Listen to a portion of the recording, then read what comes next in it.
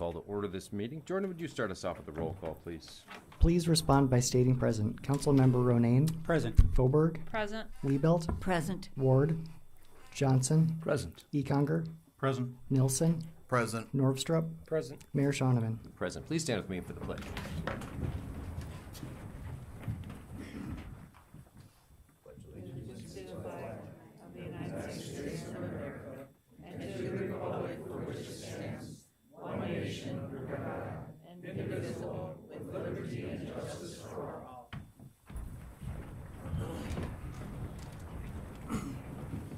We have a minor modification to the agenda this week. It's to add a raffle and lottery notification for the Boys and Girls Club. That will be added to our consent calendar. Could I get a motion to approve the agenda with that adjustment? Motion to approve with that extra amendment. Second. Okay, got a motion, Councilwoman Liebelt, second, Councilman Econger. All in favor, please say aye. Aye. Opposed, nay. Motion carries. We've got two meetings that we had previously held. The first is our city council meeting, which took place 2 weeks ago on the 22nd, and then our special meeting on the 26th. I would take a motion to approve those two meetings' minutes. Move to approve minutes for both. Second. Motion Johnson, second Nilsson. All in favor, please say aye. Aye. Opposed, nay. Motion carries. Is anyone signed up to speak? I didn't see a single name on there when I came in, despite a full house crowd. All right, we'll move along to our consent calendar. Remember, of course, we've added a raffle notice for the Boys and Girls Club event. I do have a proclamation for the chamber since they're here today. I'm going to start by reading that. I've also got one for Construction Month, but I'll be delivering that at an event a little bit later on this week.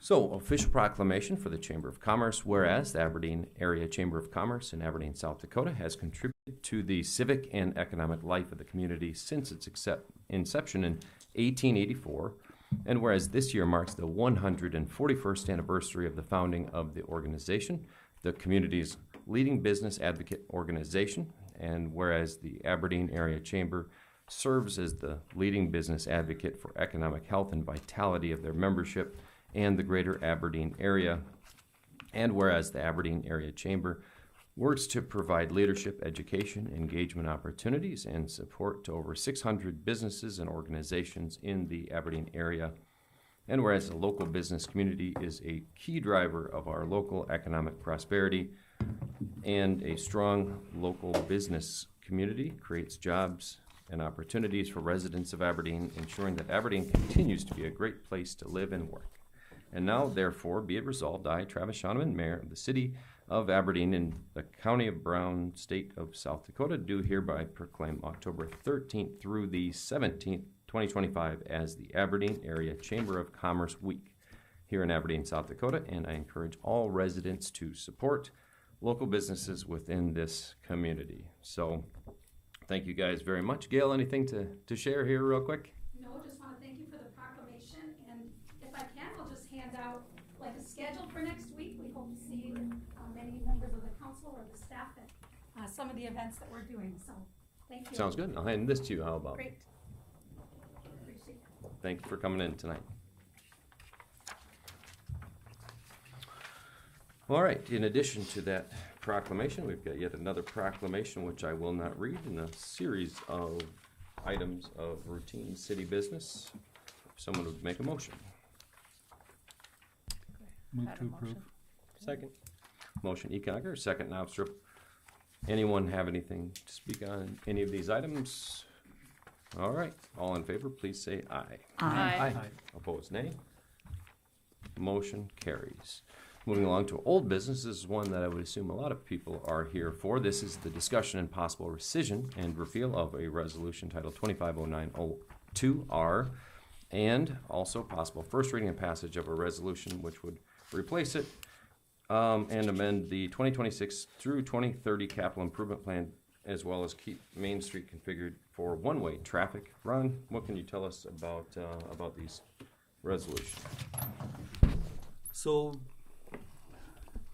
as the council is aware, Resolution 250902R has been the subject of a referendum petition, and that was that resolution paved the way for appropriating $200,000 for a two-way Main Street reconstruction. And tonight's action, contemplated action, is possible rescission and repeal of that resolution.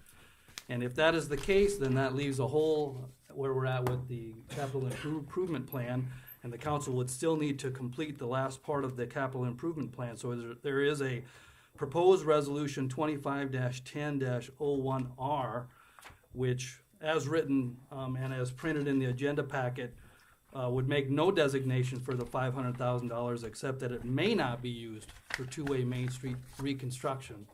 And so, to make it very clear to those folks who are in attendance and to the public, if 250902R is repealed tonight and it is replaced with 2510-01R as it's intended here, then that would essentially and effectively put the two-way Main Street to bed. There would no longer be a justiciable issue to be dealing with regarding the two-way Main Street. What that would do is we keep the current one-way northbound traffic configuration by adoption of 25-10-01R. And importantly, from an administrative standpoint, you would be complying with your charter obligations to complete and approve the capital improvement plan by December 1st, 2025. We, of course, will make no recommendation regarding the proposed action tonight, but I did want to inform the council that the power to rescind and repeal actions of the council is set forth squarely in state law at 9-8-11. And then, of course, the council handbook rules of order, which bind this council for its rules of operation, provide for members to be able to move to reconsider or repeal actions of the board at previous meetings. There is no requirement that the motion be made by a person who was on the prevailing side, which would have been the old Robert's Rules of Order requirement. And importantly, too, the council has taken no action, the city has taken no action that would prevent the council from going forward if it chose to do so. What we look at is whether it's prevented by law, it's not, and whether there has been substantial reliance by the city on the council's previous decision, and there has not been. Again, this has all been, at this point, appropriated money, but none of it has been spent, none of it has been designated, no contracts have been let. So, as we sit here tonight, if the council were to choose to repeal 25-0902R, it has that power and authority to do so. But if it does so, then it does need to move on to fill the hole in the capital improvement plan and adopt something like 25-10-01R. Thank you for that clarification. I know it's been a question that some of the people that have been vocal on this issue have had. The first clarification I'd like you to make, Ron, rescinding and repealing this resolution does the same exact action as a public vote that would have went against. Yes, and I'm sorry, Mr. Mayor, I wanted to make clear to our people who are attending tonight that repeal of the resolution is a win for those who had been taking the petition out and had wanted to reverse the actions of the council. By doing this, the council itself is reversing that action. So Same exact outcome. Yep. One other point that I was going to, so it's a single vote between the two, one vote to rescind and then one vote to repeal, or it's a no, single vote? it can all be in the same motion. Okay. So by rescinding, you're effectively repealing the resolution. Sounds good. Would someone care to make a motion on that? I'll move it. I'll second. Got a motion from Councilman Ronayne and a second from Councilman Johnson. And I had added a second option for the resolution. It is much the same as the first. I'm sorry, that's a motion to rescind and repeal. Correct. So why don't you conclude the vote on that? Okay, I thought it was one vote for both actions. I'm sorry. Then you'll need to take a second action to adopt a new resolution. Fair enough. Okay. Fair enough. Any conversation from the council as it relates to the rescission? Dave? This is probably my best chance to make a comment, and so I feel like the people in the room and the general public should know why I'm going to vote the way I'm going to. So I obviously supported going to two-way Main Street, and my job as a city council person is things are brought to us as a council and make a decision yes or no. I have no maybe button, and so I decided to support that based on the information I got and the feedback I got. And a lot of you in this room probably disagree with that. I probably don't have to say probably, but my reason why I'm going to support this motion as well, which might confuse some of you, is I think Aberdeen as a whole needs to focus on big things, and we as a community, I think if we go through a public vote and it becomes a distraction or side issue or whatever, it takes maybe our focus off things that we all agree on and that absolutely need to get done, like getting Missouri River water to Aberdeen. And I would like to move Aberdeen forward in a direction that helps every single person in this room and in this community. And I don't want to go through a public vote process that might make feelings hurt and tear our community apart, because I think that makes Aberdeen worse, not better. And obviously it's been very clear that this isn't going to go to a public vote, or it's headed there very, very fast. So I think there's just really important things for Aberdeen to and I guess I don't know how the community will vote, but I do know there's some misinformation out there that isn't helping the conversation either. So I think based on all that, I think we need to move the community forward and not have this distraction. So that's why I'm going to vote to reverse what I did a couple weeks ago, because I think that's better for the community and as a whole. So,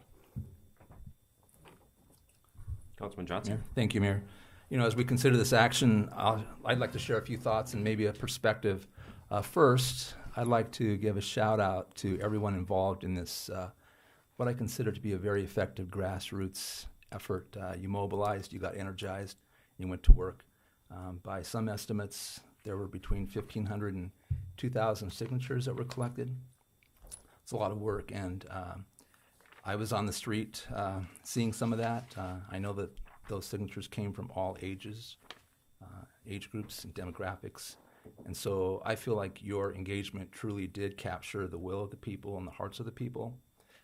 Those signatures represent perhaps 10% of the registered Aberdeen voters.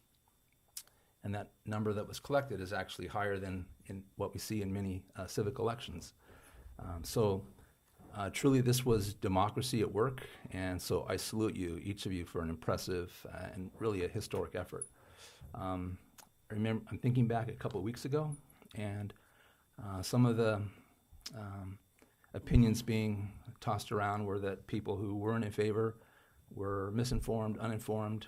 I didn't agree at that time. More recently, I've heard, well, Aberdeen isn't ready for a two-way Main Street, and I also disagree with that. You'll find this interesting. I had a friend contact me this morning who had been carrying a clipboard and collecting signatures for the petition. And this occurred last week. He spoke with 60 people. And here's a quick breakdown. 40 people signed the petition right then. 15 people had already signed someone else's petition.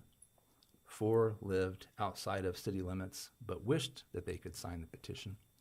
And 1 person preferred a two-way Main Street. So in this sample, we see a 98% opposition to a two-way Main Street. So, you know, Jordan and Stephen can confirm from the finance office that there were piles of petitions brought. Each one, I think, helped build a tsunami of support for remaining as a one-way. As a council, we're now able to accurately discern the wishes of the people. I think that really is then a valuable exercise. It made things clear for us that perhaps were not so obvious before. and it's helping guide the council to what I hope in just a moment is the best possible outcome. And interesting, the truth is there were a lot of people who were circulating petitions who really wanted this issue to end up as a vote and have an election so they could demonstrate at the ballot box. Their arguments were compelling, and their voices perhaps were set aside in our previous council vote. I also feel like this hasn't had the greatest look for our council, but we've learned a few things from it that I feel will be useful going forward. So my recommendation, this is an opportunity when you vote here in a second, just to close the books on a really interesting and somewhat controversial issue. Let it go, move on, consider it settled. So let it be written, so let it be done, is my attitude. A note of encouragement, we do have a divided council. I realize that for 5 here on the council, it was not the outcome that was hoped for. The good news is, with our votes tonight, we have a chance to unite with what really is a strong majority of citizens and appreciate their view of Aberdeen's Main Street, which is that it's wonderful and getting better all the time. So, thank you, Mayor. You bet. Anybody else? Anything I to say? say Oh, go ahead, something? Charlotte. I took a few notes, and basically, I'm saying that we now know that the voice of the people is alive and well in Aberdeen, South Dakota. We can all learn a lesson from the past few weeks. The voters in Aberdeen are a force to be reckoned with, and let's not forget it.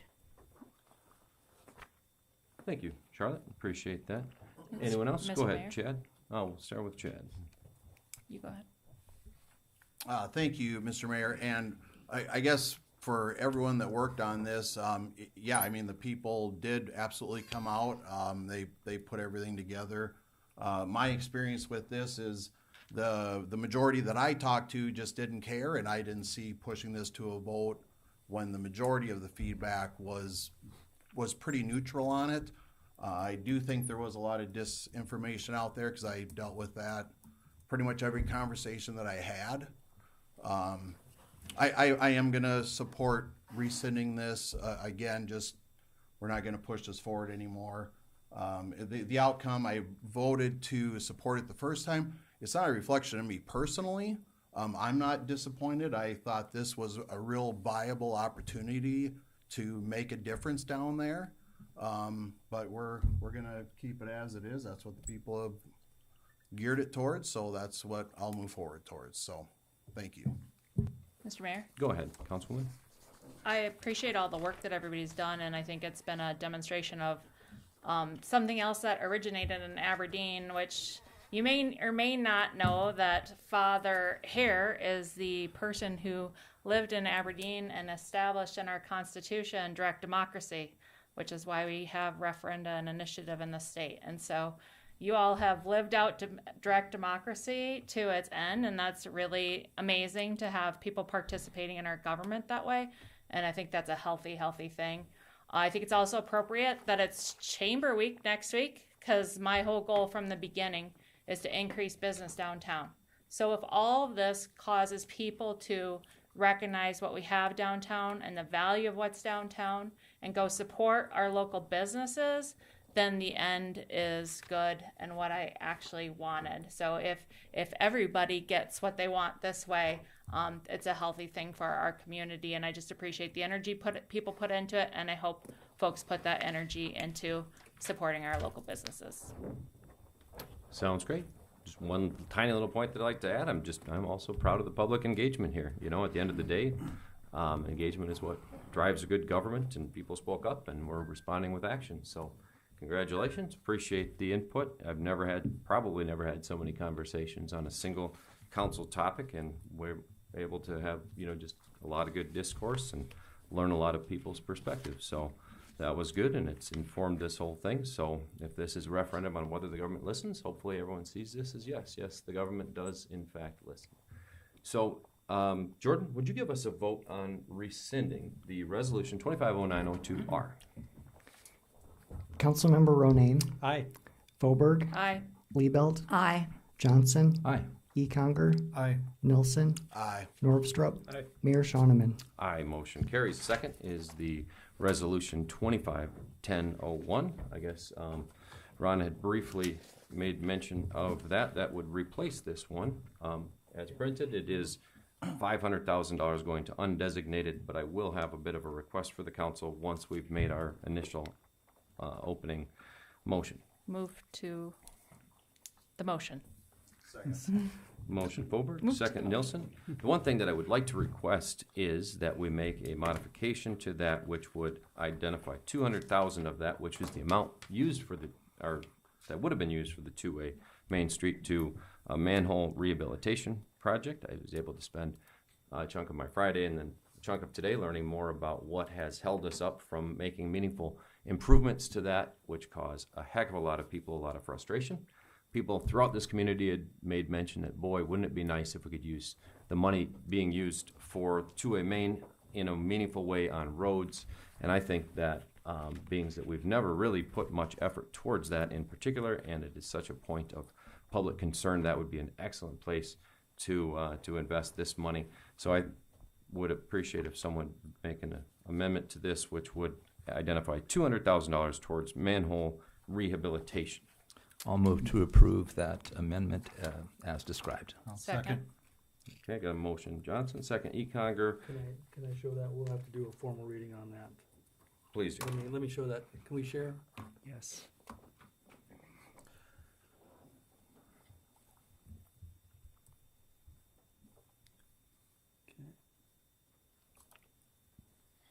It says that you're not allowing me to share. Come on. Jordan isn't good at sharing. Jordan's excellent at sharing. You've got a motion to open and a motion to amend, so we'll have to take a vote, two, actually.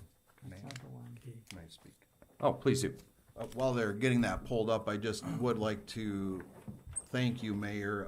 Several of the conversations I also had, manholes kept coming up numerous times, so I think extending on listening to the public and coming back with this, I want to thank you for putting that together. I appreciate that, yes, and I think that it'll be something that we can continue to push forward, make some meaningful Several copies available improvements to the on. public. There aren't a whole lot, but of what this motion is.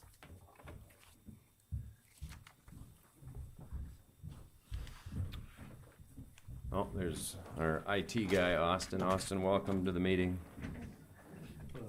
Just stop the share there. Try it again, Ron.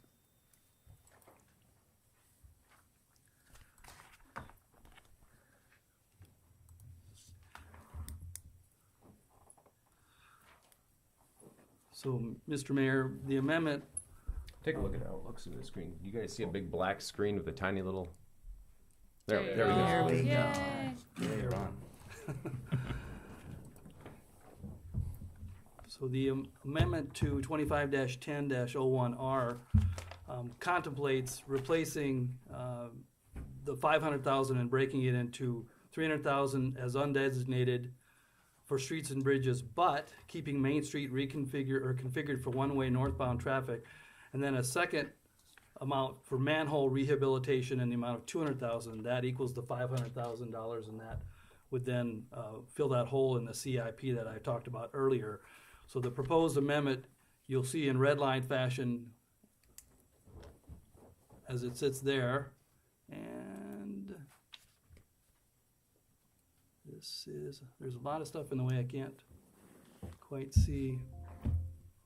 Well, anyway, rather than show it with the simple markup, I think everyone can understand what the proposed amendment that was made by Councilman Johnson and seconded by Councilman Econger would accomplish, and then this would act as the first reading of Resolution 25-10-01R as amended.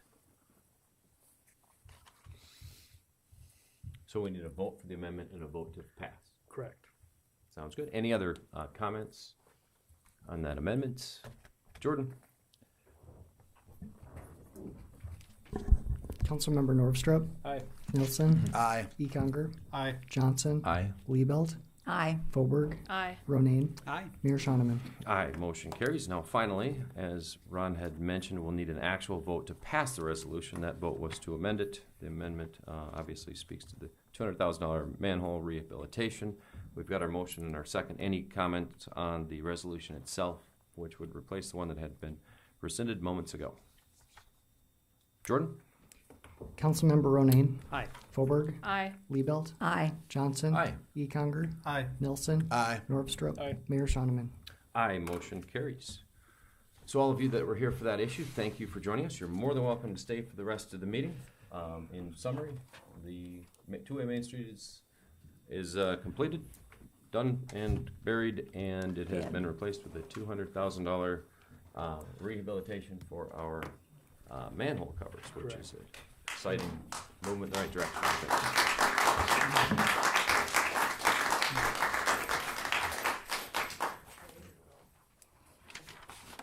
All right, so the next item is a second reading. It's a final adoption as well. It's for our ordinance 250902. That's regarding our home daycare regulations. We had a work session on this from our Amber Schwab from Economic Development, and Ron had kind of walked us through the ordinance itself. Do we have has anything changed since our first reading, I guess, is my first question. Mr. Mayor, there's been no changes from staff since first reading. I would note that Amber Schwab was not able to be here tonight. Wanted me to tell you that she has received additional positive feedback in the last couple of weeks from the actual daycare providers, from the stakeholders. And again, staff would recommend approval of the second reading and final adoption of ordinance 250902R. Move to approve. Motion, Councilman Lebo. Second, Councilman Knobstrup. Does anyone have any final words on this ordinance before we take a vote? All right, Jordan, would you give us a... Mayor. Oh, sorry about that, Chad. You were waving your hands but not saying That's anything. okay. so Thank go you. ahead. Thank you, Floor Mr. is Mayor. yours. I would like to propose an amendment to section 14-138 in regarding the building code requirements. After our first reading, I read through that, and some of the language in there is very vague and full of ambiguity. So I would like to. I've prepared a. Jordan, can we share again? The intent of the amendment is just to take out the gray area, make it a little more black and white. And Would a second to the proposed amendment be appropriate at this time, Mayor? Can you clarify what the amendment is specifically? That's what I'm, yep. Okay. So I Yeah, will so we've pull got a up- motion, Councilman Nilsson, second Councilman Ronayne. Thank and you. I guess we will Okay, see. there we go.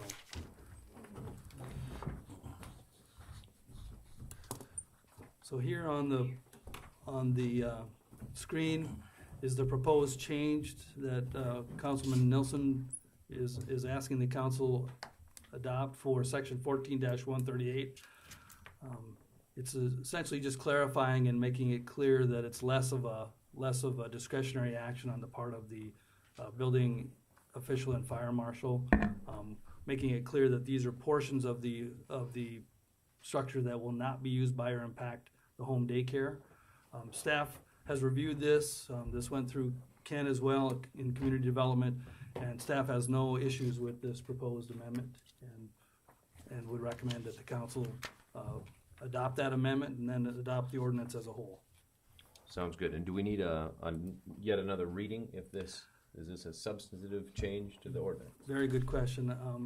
The statutory language says that it has to be a substantial alteration to the substance of the ordinance. And the ordinance, of course, is a very comprehensive ordinance involving a lot of the other daycare. And this is not a substantial amendment. So no, this would not require another reading. Sounds great. Does anyone have any questions about the impact of this or this adjustment amendment? Okay. Jordan, would you give us a roll call vote on the amendment itself? Councilmember Norvstrup, Aye. Nilsson, Aye. Econger, Aye. Johnson, Aye. Liebelt, Aye. Fauberg, Aye. Ronayne, Aye. Mayor Shonneman. Aye, motion carries. Thank you, Chad, for recommending that. I think it'll make it a little bit more clear. Now, any comments or questions from anyone on the second reading of the ordinance itself? Ken, any final words? Think it's gonna do a good job? Sounds like there's already been quite a bit of positive movement. Yeah, I think everything is in order. Sounds good. If there's nothing further from the council, I'll ask Jordan to take a roll call vote on the adoption of the ordinance itself. Mr. Mayor, I'd just like to say I really appreciate this approach to governance and trying to simplify processes. And I'd like to see as many opportunities as possible to look across our processes and see how can we streamline life for the people that have to interact with government, which is most of us. So. Exactly. No, I think that's a great point, and thanks, Ken, for your involvement in that. Thanks to Amber, who's not here tonight, but played a major role in helping assess and see this change through. I definitely think that we've made a number of those things here recently, and I think we're all in agreement that that's a very good thing. So if anybody has any additional ideas to streamline, look up Talmadge on the website, and he'll filter them out for us in terms of viability. So Jordan, would you give us a second roll call vote on the second reading, please? Councilmember Ronayne, Aye. Fauberg, Aye. Liebelt, Aye. Johnson, Aye. Econger, Aye. Nilsson, Aye. Norvstrup, Aye. Mayor Shonneman. Aye, motion carries. Next, new business segment of the meeting. The first one is a presentation of our 2024 audited financial statements. Jordan? Thank you, Mayor. We do an audit annually as required by state law and our city charter. We're joined this evening by Cameron Zent, a partner at Eide Bailey. Eide Bailey has performed our annual audit for a number of years. We have an RFP with later in the agenda to award it to their in the future, but they wrapped up their audit completely. We're statutorily required to have this done by September 30th, so we got squeaked in right before the deadline.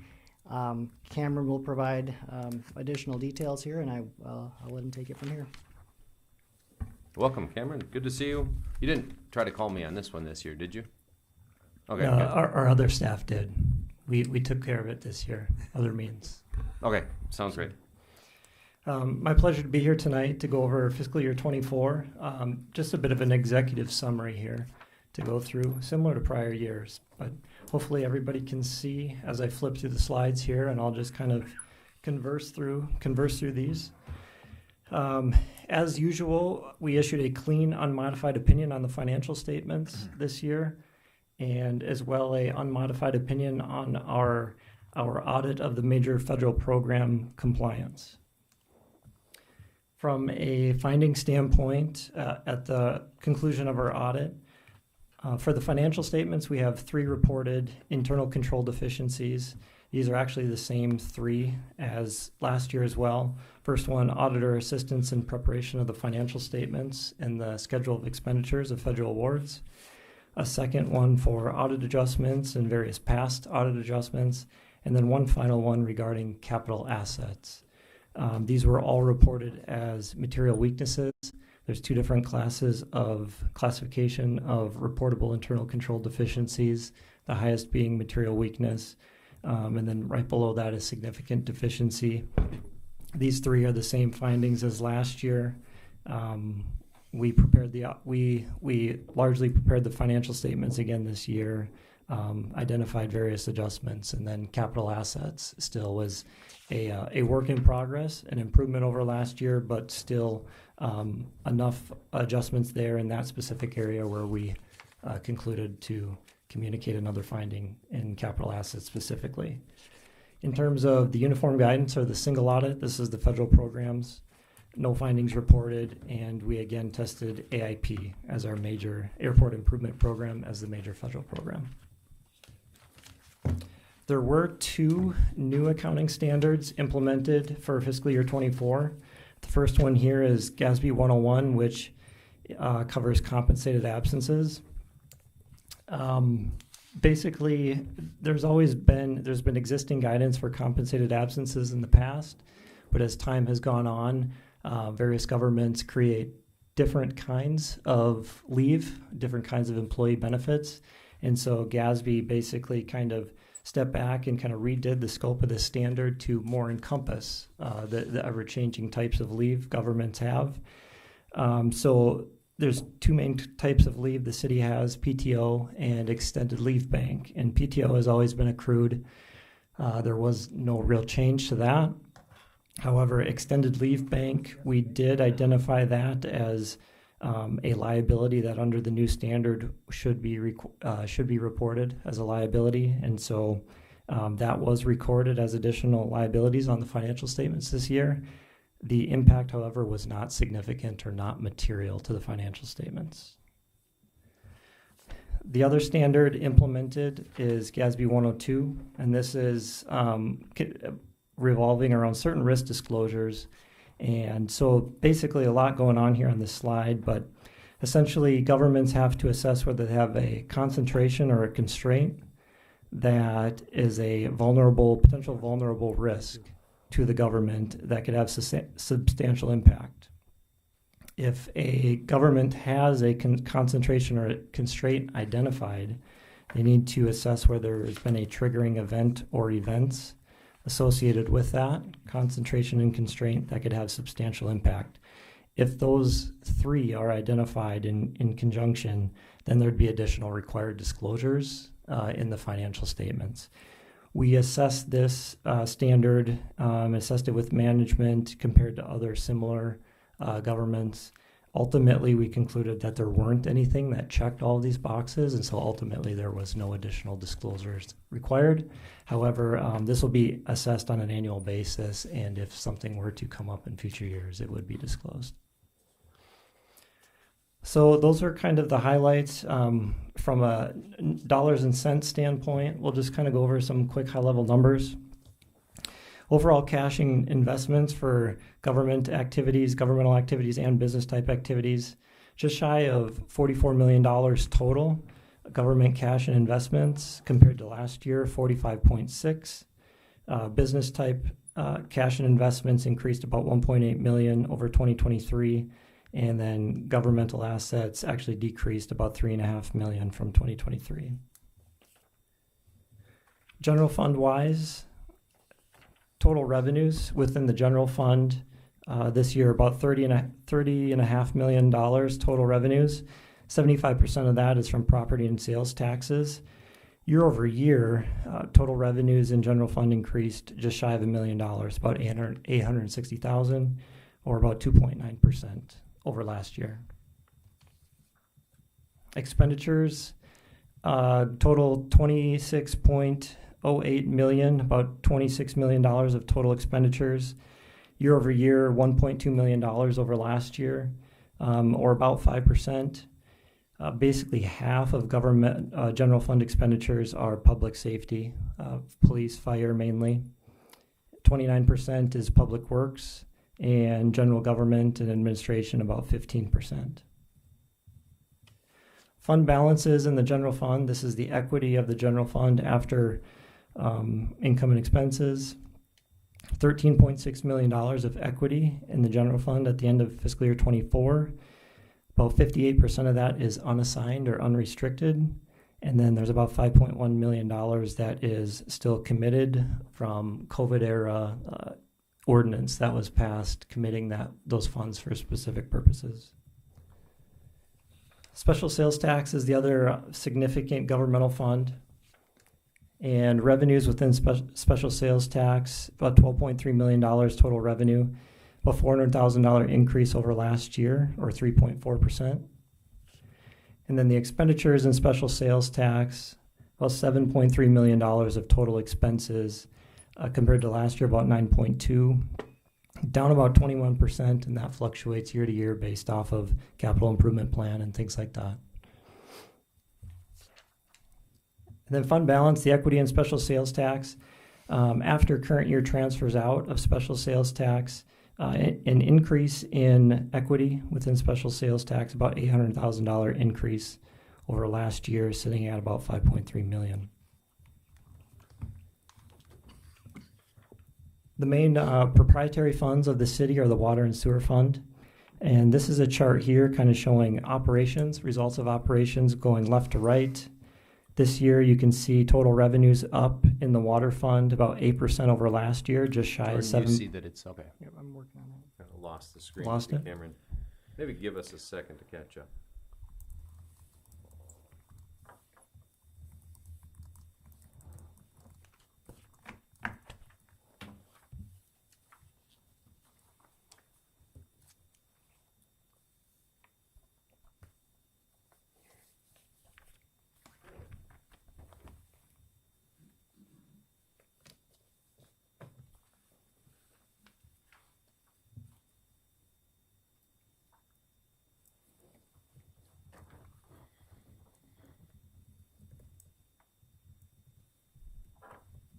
We could maybe go on without. If Jordan, how are you feeling about It the should start up any second. screen sharing? Okay.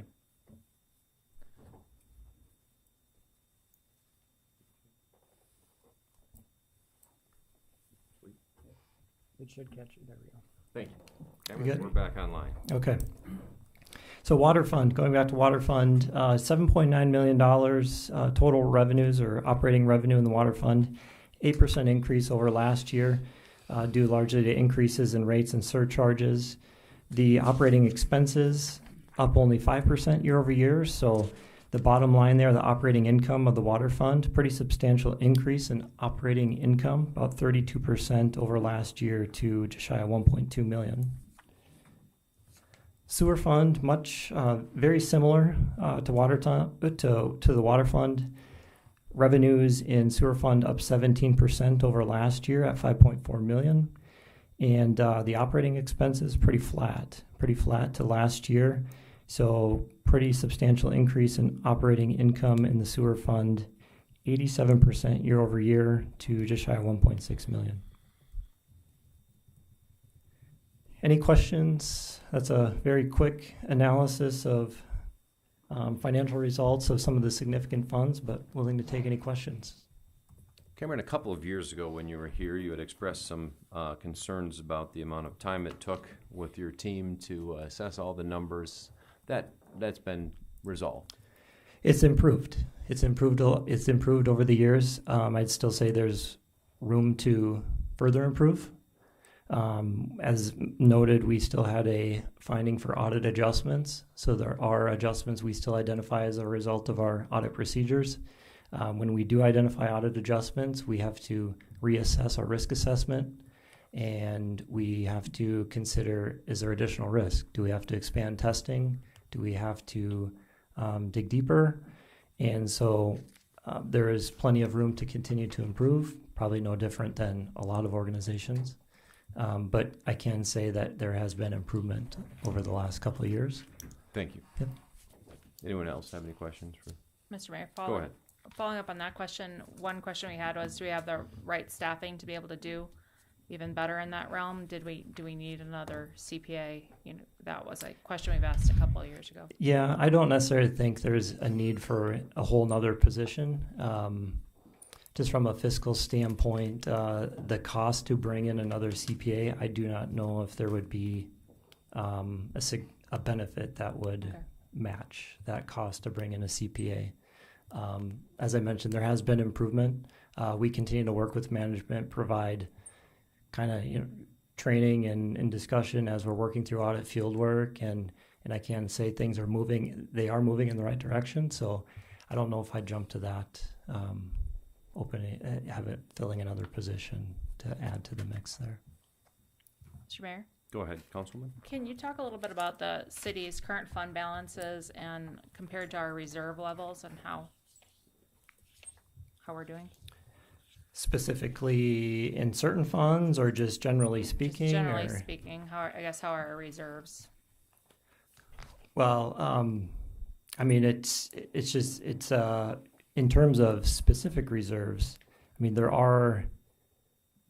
the city doesn't have minimum fund balance requirements. Okay. So that is a policy that can be chosen. For the most part, the funds of the city are positive to neutral. Specifically in the enterprise funds, they've increased.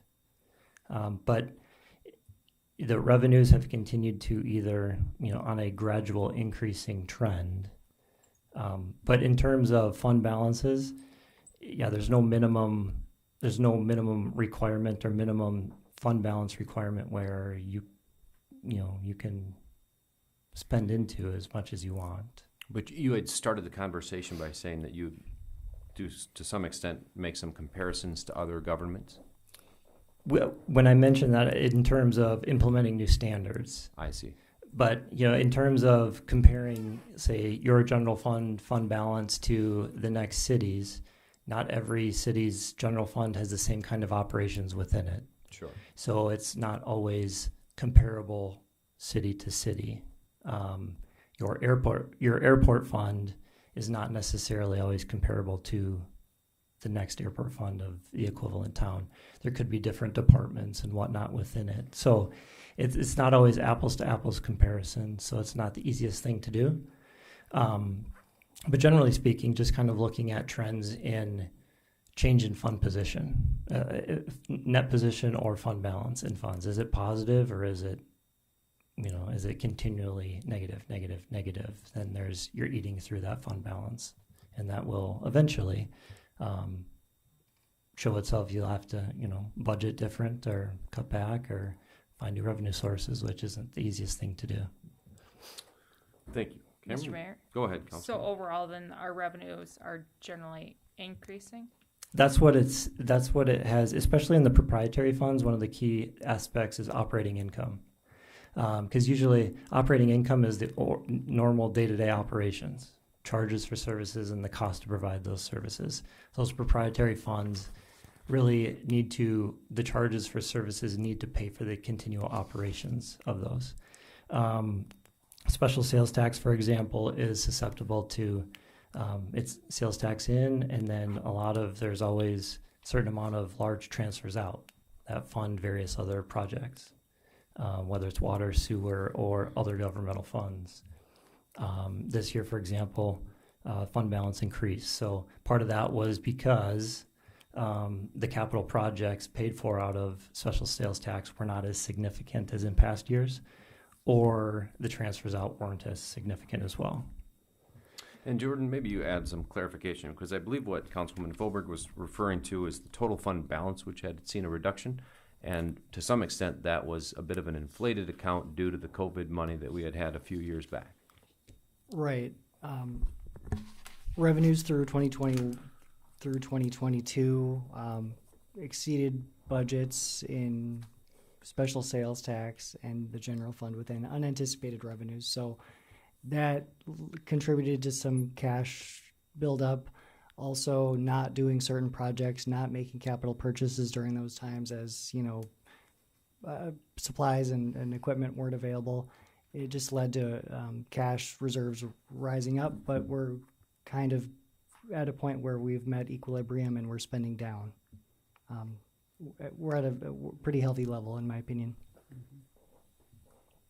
Mr. Mayor, one Go last ahead. question. Is there an index for cities in terms of their financial health? Like universities have an index that our accreditors create and tell us how healthy we are relative to other. Well, you have a bond rating. Okay. So the financial statements are always submitted. They're uploaded. They're provided to the bond rating agencies.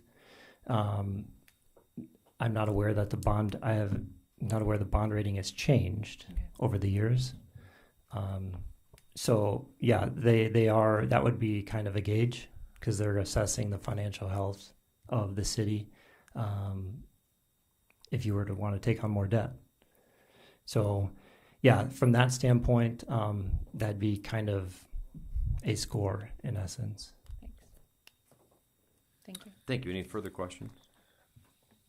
Well, thank you for joining us, Cameron. It was pleasant to see you again, and I'm pleased that you had positive news across the board. Next, we've got a public hearing and possible approval of a transfer of retail on-off sale malt beverage and South Dakota farm wine license. This is from Waller Incorporated, which does business as Palm Garden Thai Cuisine, to Rakeen Restaurant, which will do business as the same thing. So apparently Palm Garden Thai has changed hands, but and will continue to operate with that same on-off sale malt beverage license. Is anyone here for this item? All right, I would take a motion from the council. Second. Got a motion from Econger and a second from Faubourg. Oh, sorry, you guys' voices sound similar. Motion from Nilsson, second from Faubourg. Anyone have anything to contribute before we take a vote? All in favor, please say aye. Aye. Opposed, nay. That motion carries. Next is public hearing and possible approval of a special one-day retail on-sale beer license. This is to the Downtown Association for the Brew Walk, which will take place on October 9th, just a few days from now. Take a motion for that, and nobody is stuck around out of the downtown group, it doesn't look like, so I would take a motion. Second. Motion Nelson, second Knobstrup. Anyone have anything to contribute before we take a vote? All in favor, please say aye. Aye. Opposed, nay. Motion also carries. Next, public hearing and possible approval of a one-day retail on-sale beer, wine, and cider license. This is for the Aberdeen store, which does business at Market on the Plaza, and it is for an event at the Refuge Retreats on October 18th. Also, no one here to speak on that, so I would take a motion from the council if someone was so inclined. So moved. Second. Renee Faubourg, motion and second. Anyone have anything to state? Okay, all in favor, please say aye. Aye. Opposed, nay. Motion carries. Next, we've got a possible approval to execute a master services agreement, which takes place between the city and Eide Bailey to provide independent audit services for the upcoming years 2025, 26, and 27. Jordan, tell us about this agreement. Thank you, Mayor. The city has been with Eide Bailey for a number of years to do our audit service. Our most recent was a 5-year agreement, and 2024 represented the final year of it. We solicited RFPs, requests for proposals for audit services. We reached out to local firms and firms from across the region and state. We received 2 very competitive proposals, and staff recommends approval of the submittal by Eide Bailey. It's very much in line with the past fees we've been paying annually, and staff recommends approval of the agreement. I would also mention we're currently operating under a master services agreement that was submitted in this summer. We don't have the new master service agreement yet for the new audit. We will obtain one, but what we need tonight is approval to enter into the agreement to accept the proposal for the audit with Eide Bailey. I'll move to approve. Second. Motion Johnson, second Econger. Anyone have any questions for our finance director? Mr. Mayor, Go ahead. I just wanted to comment and say thank you to Jordan and his team for the work that they do. Jordan's always really patient helping us work through the budget and any questions we have in finance, and it's just great to hear that things continue to improve, and appreciate the efforts Jordan's making, and also Cameron's partnership and all of it. I think it's a healthy partnership, and I'm glad to see it continue. Thank you. Anyone else have anything to contribute? Jordan, would you give us a roll call vote on that agreement then? Councilmember Norvstrup. Aye. Nelson. Aye. Econger. Aye. Johnson. Aye. Liebelt. Aye. Faubourg. Aye. Ronayne. Aye. Mayor Shoneman. Aye, motion carries. Next.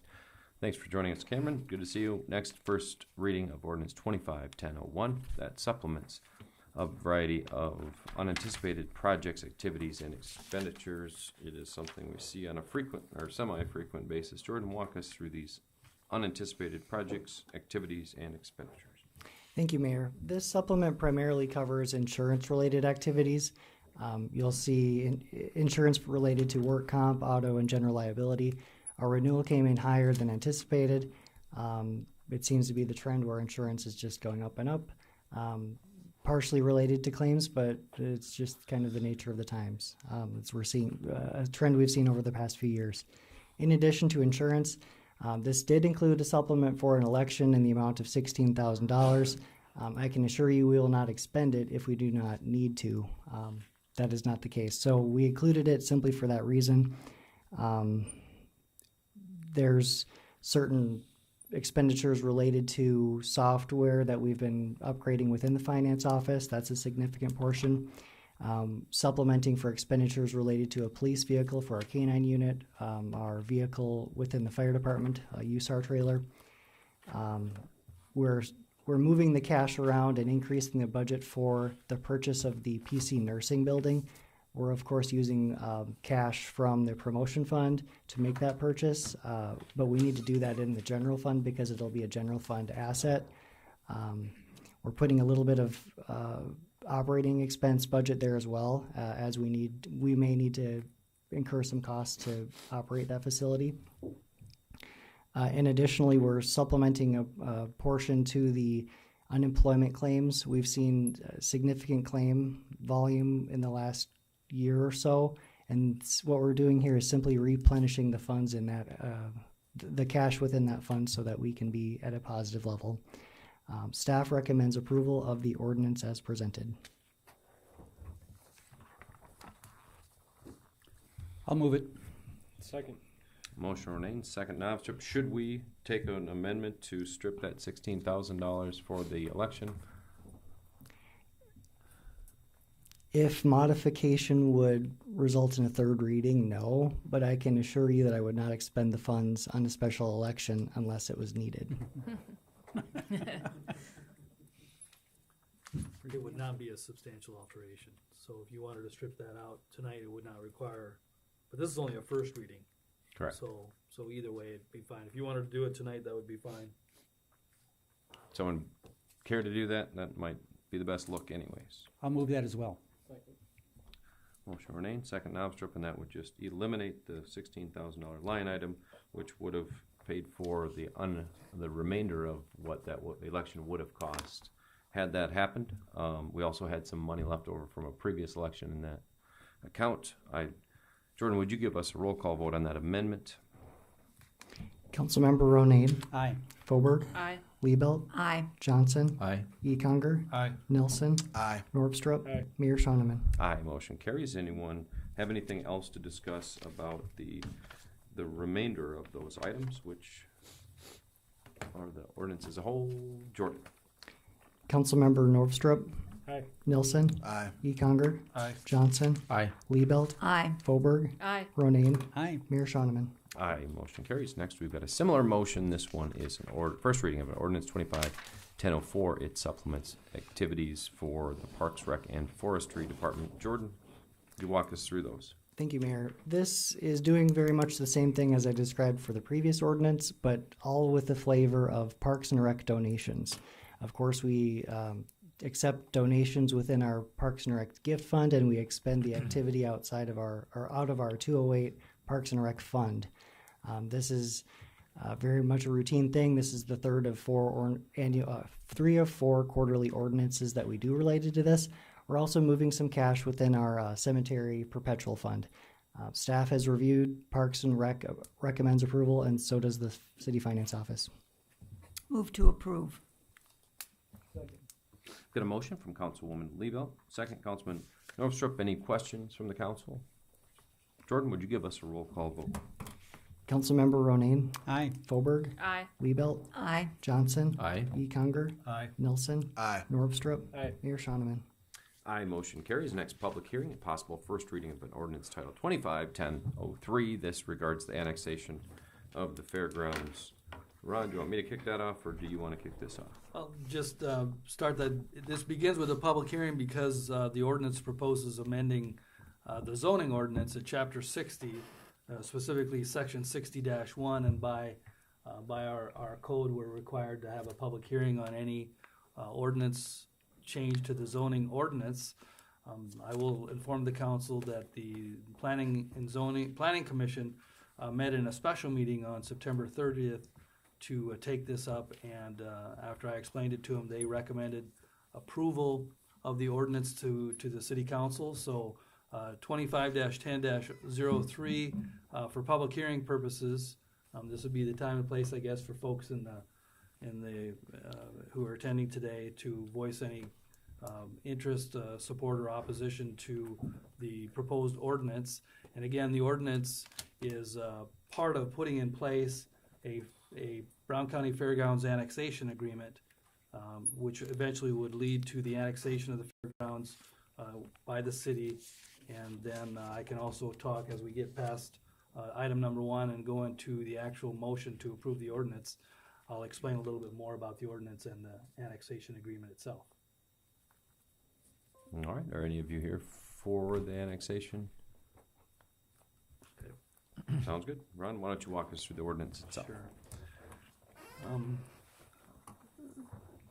Jordan, can we share again? Yes. Click share.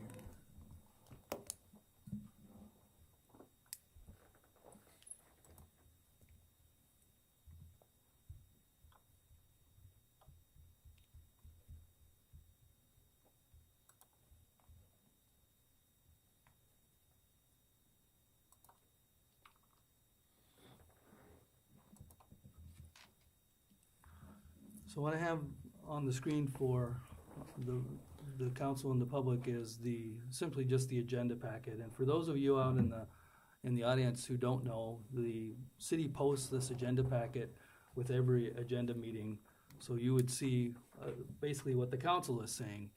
And what we have here is the first reading of ordinance number 2510 regarding annexation of the Brown County Fairgrounds. And the ordinance is part and parcel of a fairgrounds annexation agreement. Staff recommends approval of the ordinance as the first step towards the Brown County's voluntary annexation of the fairgrounds. If annexed, sales at the fairgrounds will be subject to municipal taxes, which in turn generates revenue to cover the cost of municipal services provided to the annexed property, such as street, construction, maintenance, and snow removal, police and fire protection, and water and sanitary storm sewer services. However, the county and city agreed that sales tax revenues generated from activities at the fairgrounds will be remitted by the city to the county for fairgrounds improvements in lieu of providing these municipal services. So just to be clear to everybody, when property is annexed in the city, then that property is now entitled to receive municipal services, police and fire protection, water, sewer, those kinds of things.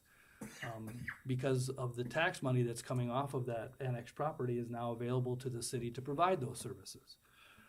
What we're doing here, though, is we are remitting all of those sales tax dollars back to the county because they're agreeing that we don't have to provide those services to them. The annexation agreement establishes the terms and conditions for annexation as permitted by statute. There is a statute that allows us to enter into an annexation agreement ahead of time.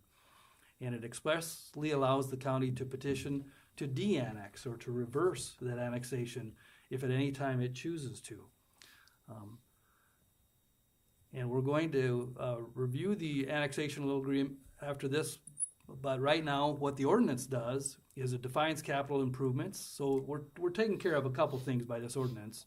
We're defining and better defining capital improvements. We are changing section 60-1, which is that zoning ordinance that we referred to earlier. And then we also are adding in a new section 1-18 that exempts the fairgrounds from the ordinances of the city. So I'll show the folks here what we're talking about. Initially under 50-79, we are just cleaning up, and frankly a lot of this language is similar to what the city of Sioux Falls uses. We're just compressing it and making it a little better to follow and understand and comply with and comport with state law. Subsection C carries that load with the county by requiring us to remit those revenues to the county that we receive for fairgrounds transactions and sales. 60-1 provides our community development folks a definition of fairgrounds so they know what's included, what isn't, and then they can implement section 1-18, which exempts the fairgrounds from the operation of the ordinance. This language also is similar to what the city of Sioux Falls does with its W.H. Lyons Fairgrounds system. This isn't new what we're doing here. The city of Sioux Falls has a similar situation with Minnehaha County, where they exempt the W.H. Lyons Fairgrounds from the operation of their ordinances. Now we want to get into the annexation agreement, and I think it's important to kind of review with everyone how this came about. Mayor Schoeneman had met with county officials and had come up with a list of items that they needed addressed as part of that annexation agreement. Did it come out again? But that's okay. We can talk a little bit. It had to obligate the sales tax for at least 1 year, and we were able to work through that by proposing what will be a 25-year agreement. And tonight you're not being asked to pass on the annexation agreement. You're just being asked to do first reading of the ordinance. But in order to understand the ordinance, it's important to understand the annexation agreement. There was also a requirement from the county that there can be no city interference in their operations. That means we cannot be butting into their zoning. We can't be imposing landscaping requirements. We can't be imposing our noise ordinance and other things like that upon them. They wanted to know if they would have the ability to de-annex and how that could be done. And then they wanted to know that if at any future time, if a council were to stop remitting sales tax, what could they do? And so that's where we came up with the idea of permitting them to de-annex and putting in the agreement language that allows them to do that. In exchange, the city had a couple of conditions of their own. One would be that sales tax that they receive from the city can only be used for fairgrounds improvements. So for operations and for capital improvements, and at least a third of that money has to go for capital improvements. We've been assured by the county that they will in fact use that money just for fairgrounds improvements. And we haven't had any indication that they would use that for operations, but if they do, that's fine. But they are required to use it for the fairground. Secondly, they would understand that if we're remitting sales tax to them, then they would not receive any services. And that means that existing police and fire will remain the same, and that roads and infrastructure will still be theirs for them to take care of. So the city will not have to take on any of those burdens for snow removal, for fixing broken water pipes, things like that. So the annexation agreement is a combination of all those considerations, and Also liquor. What's that? Liquor requirement. Oh, yeah. And then the last had to do with them not being able to impose liquor that would transport outside of the fairgrounds. So in exchange for us not being able to impose any kind of or issue any liquor licenses or event permits at the fairgrounds, they would not be able to issue anything that would go outside of the fairgrounds. Plus, they've also agreed, and this is a nod to the council's desire to somewhat limit the number of video lottery placement that is out in our community. They've agreed that they would not issue any liquor licenses or any malt beverages licenses that would allow for video lottery machine placement. So they're not going to add to the number of video lotteries within the corporate limits of the city.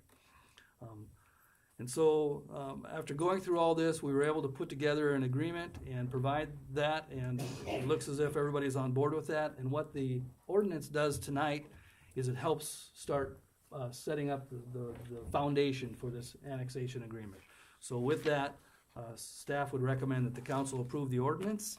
And just so you understand the timeline, the county, after getting assurances that we're all on board, the council's all on board and is going to approve first reading of the ordinance, I believe that they will be taking up the annexation agreement itself very soon, and will be hopefully approving that. When we do second reading of this ordinance, if it's approved and adopted, then that same meeting we will take up the annexation agreement.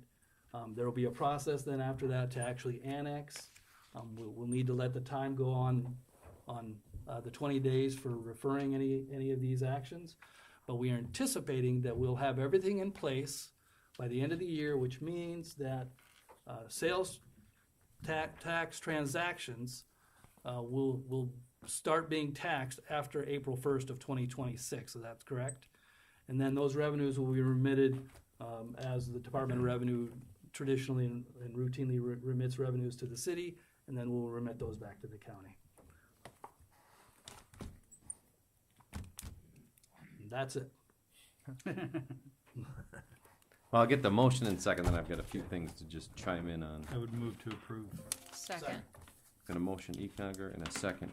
Fulberg, Ron mentioned that this has been kind of a long time coming. It was one of the first things someone brought to my attention many years ago. You know, we've been working very hard to improve the relationship between the city and the county governments, and I think we've had major positive strides in the right direction, a lot more collaborative over there than it's been in the past, and I'm really happy that we've been able to secure a better relationship through all of this. And so I thought it would be a great time to readdress some of these long-standing issues that had kind of been plaguing the community and the county as groups of individual governments. And this was one of the ones that was high on my list because those guys simply haven't had the ability to make major investments in their capital projects out there, and it's caused some of the facilities to really be in poor shape, and they really could use that injection of cash. And so when I approached them, as Ron said, they had a list of things that had kind of held this process out of happening for quite a lot of years. And in fact, one of the commissioners told me that he tried to get this done 30 years ago.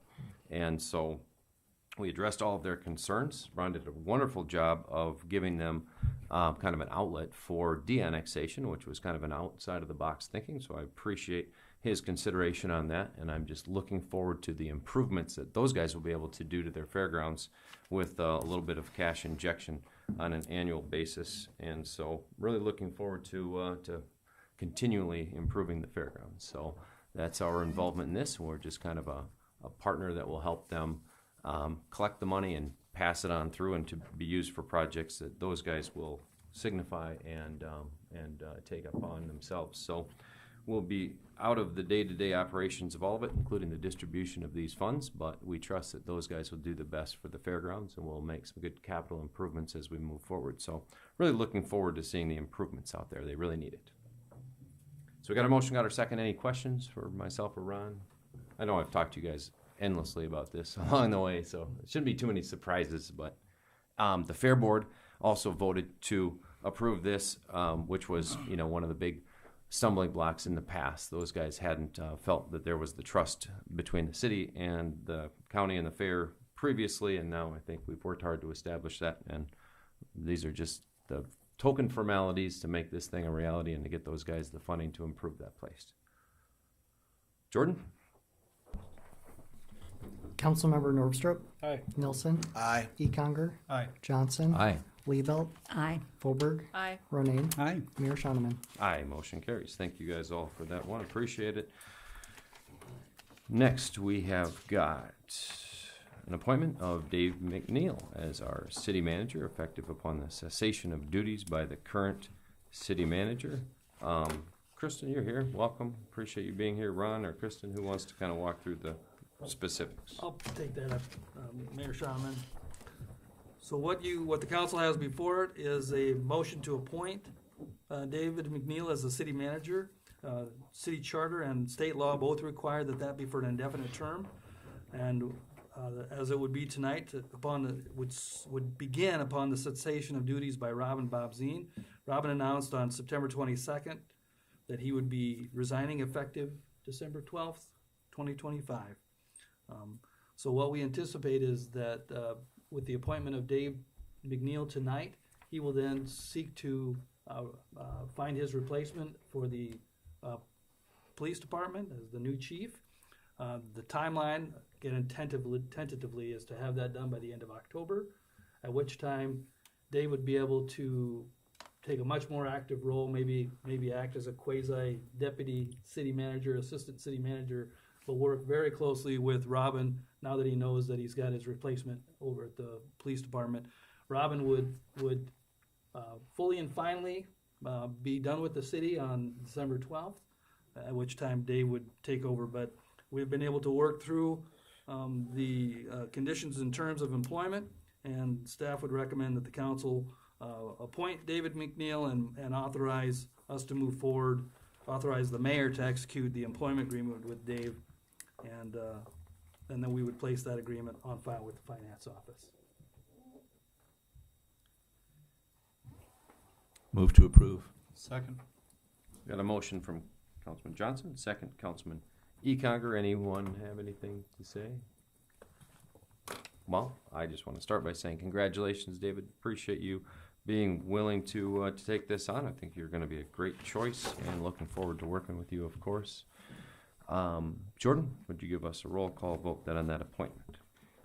Councilmember Ronayne. Aye. Foberg. Aye. Liebelt. Aye. Johnson. Aye. Econger. Aye. Nelson. Aye. Nordstrup. Aye. Mayor Shoneman. Aye, motion carries. Next, we've got a possible approval of the selection and engagement of Marsh McLennan Agency, MMA, to assist with employee benefit administration and strategic planning. HR Manager Kristen is here. Kristen, welcome.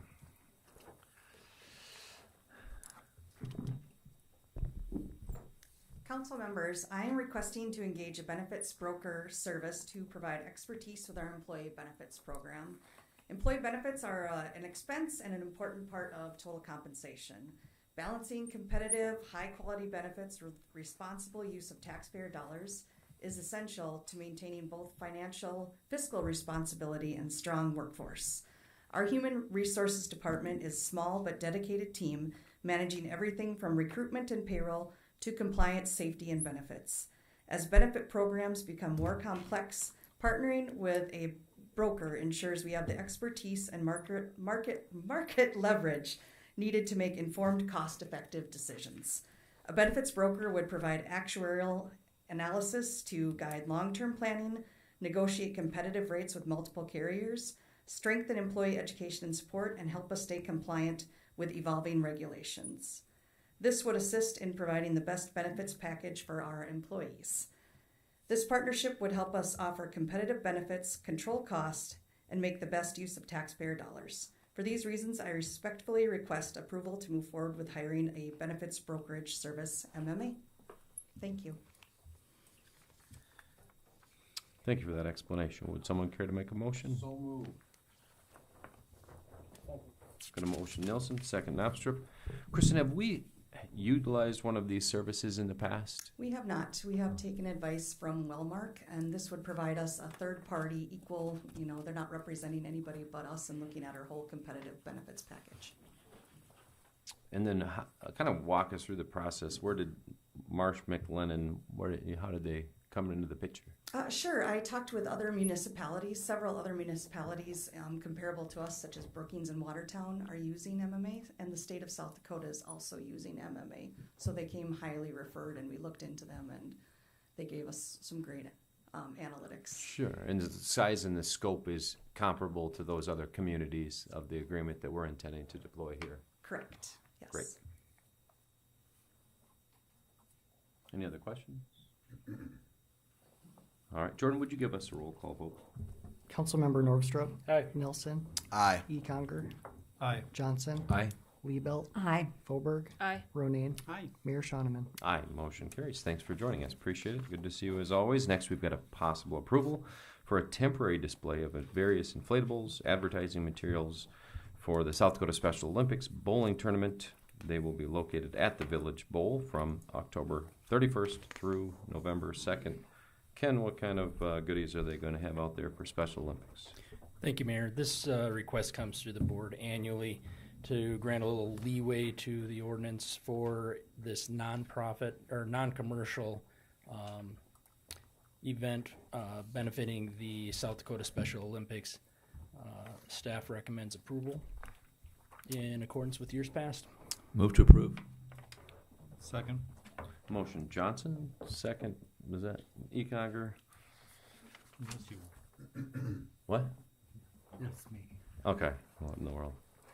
Seriously, if you guys are up here, they sound really similar to one another.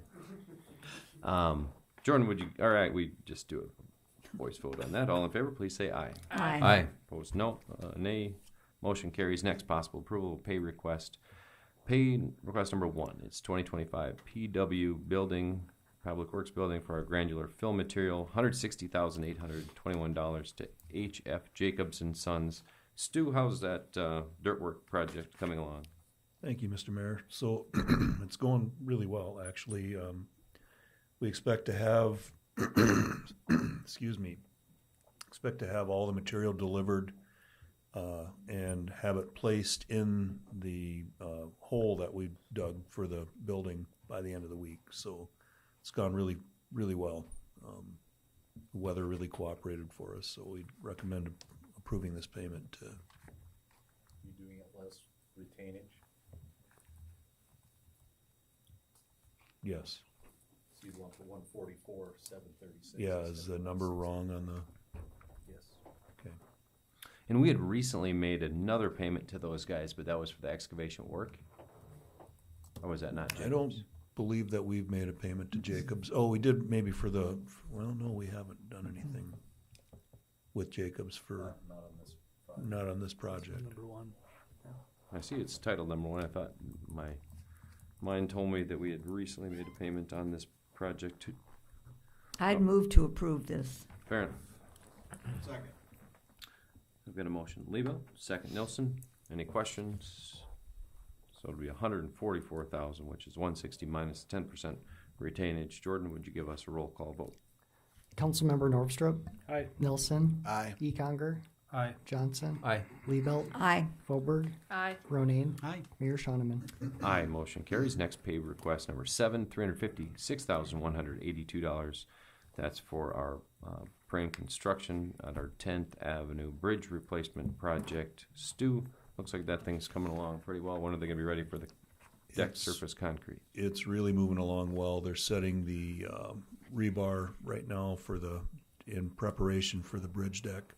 I was just out there today, and it's really changed a lot in the last week. So I didn't get a specific date for when they're going to pour that, but I'm betting it's going to be here in the next 2 weeks. Sounds good. I take a motion. Move to approve. Second. Motion Renee, second Johnson. Jordan, would you give us a roll call vote on the payment, please? Councilmember Ronayne. Aye. Foberg. Aye. Liebelt. Aye. Johnson. Aye. Econger. Aye. Nelson. Aye. Norvstrup. Aye. Mayor Shoneman. Aye, motion carries. Next possible pay request number 2.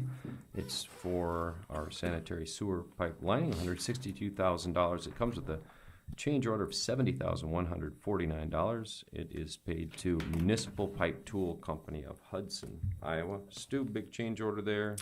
How's that coming along? Yes, so when we got the original bid on this project, it came in substantially below what we had budgeted for the project. So in looking at that, we decided that we would add, we certainly have no shortage of places that we can do this kind of work. So we added about 2,000 feet, or excuse me, 750 feet or so of 12-inch pipe and about 400 feet of 8-inch lining. And then there was a change order that was kind of significant for the piece that's on Washington Street. It turned out that all of our information that we had in our records was incorrect, and it was a different size piece of lining that was required, and it had a little change in pipe size right in the middle of it. So they had to get kind of creative when they did that piece, but they were able to finish that up. I think they were done not last week, but the week before with that. So they've wrapped up all their the lining that they're going to do for the year here, and we'll let another project next spring.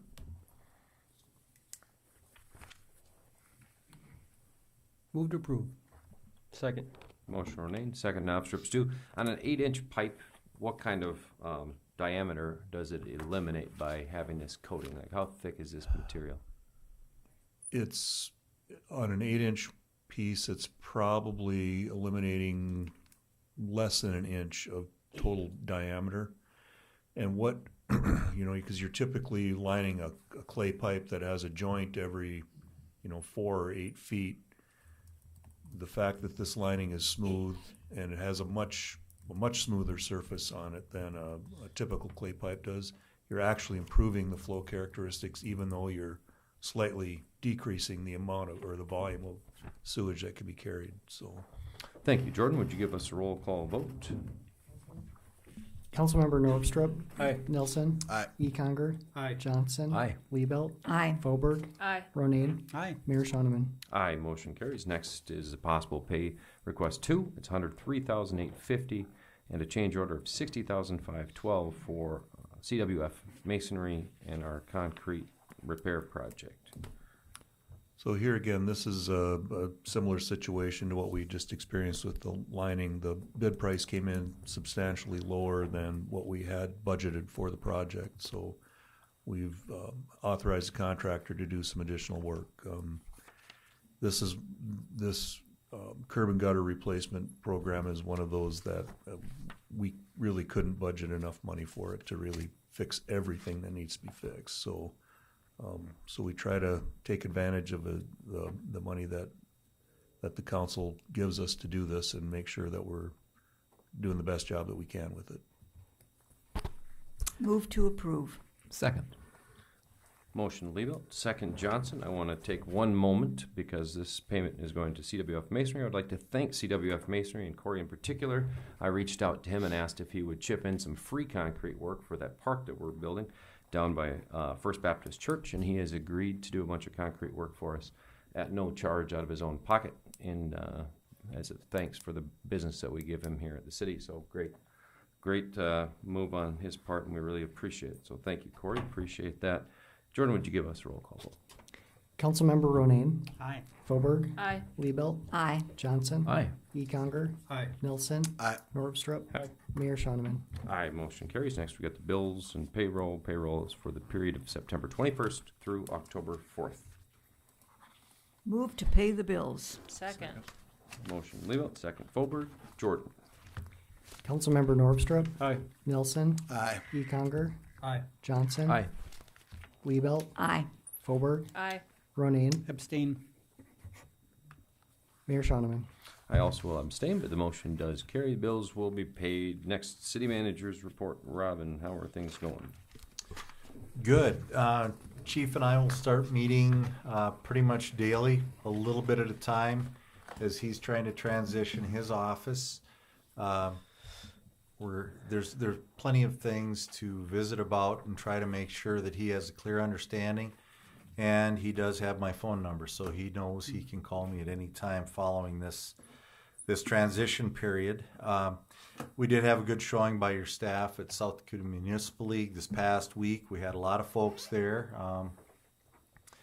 Some of them representing you as presidents of their various organizations, and several have been presidents of their organizations in the past. So Aberdeen's been well represented in the past and will continue to be. We're going to be meeting with some legislators here at the end of the week regarding the WINS project and potential for funding in the future.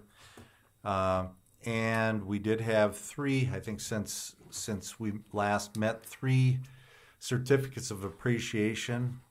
Parks and Rec folks, Roman Skowron, 30 years. Tim Blue, 30 years. And in utilities, Public Works Utilities, Robin Hornseth, 25 years. So some good longevity there for those folks. Congratulations. That's all I got. All right. Well, I'd like to say thank you to Roman, Tim, and Robin for your various levels of achievement with length of employment. Really appreciate you guys and every city employee. What have you got?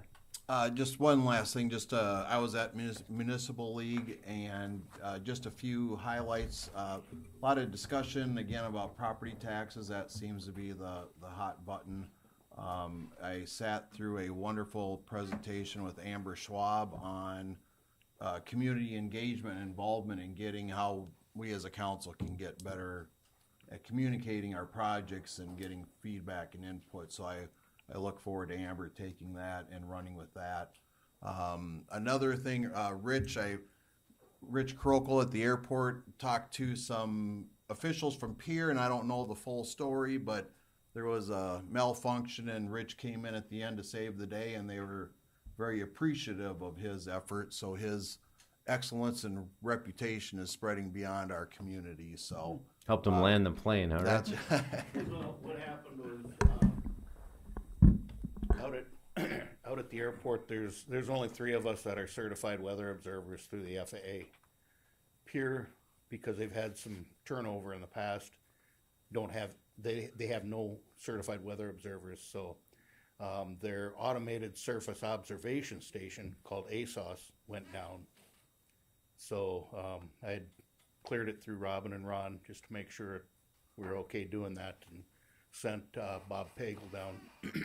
He spent a couple of days down there, and we have subsequently sent Casey, the manager down there, all of the FAA required training documents so that he can get his staff on board. Thank you. Well, the folks in Pierre were very appreciative. I'm of sure his they were. Quick response and help, so. Mr. Mayor, Go ahead, Councilman. I wanted to thank Ron for all the work on the ordinances, including the child care ordinance and also the agreement with the county. That level of detail and innovative outside the box thinking helps us all. So thank you. And I want to thank Kristen Kroll for running the search, saving the city somewhere between $40,000 and $80,000 probably, right? And she did a good job running the search for our new city manager, and I just appreciate her work in that realm. Made it easy, Kristen. Nice one. Great. Well, if no one has anything else, I take a motion to adjourn the meeting. Move to adjourn. Motion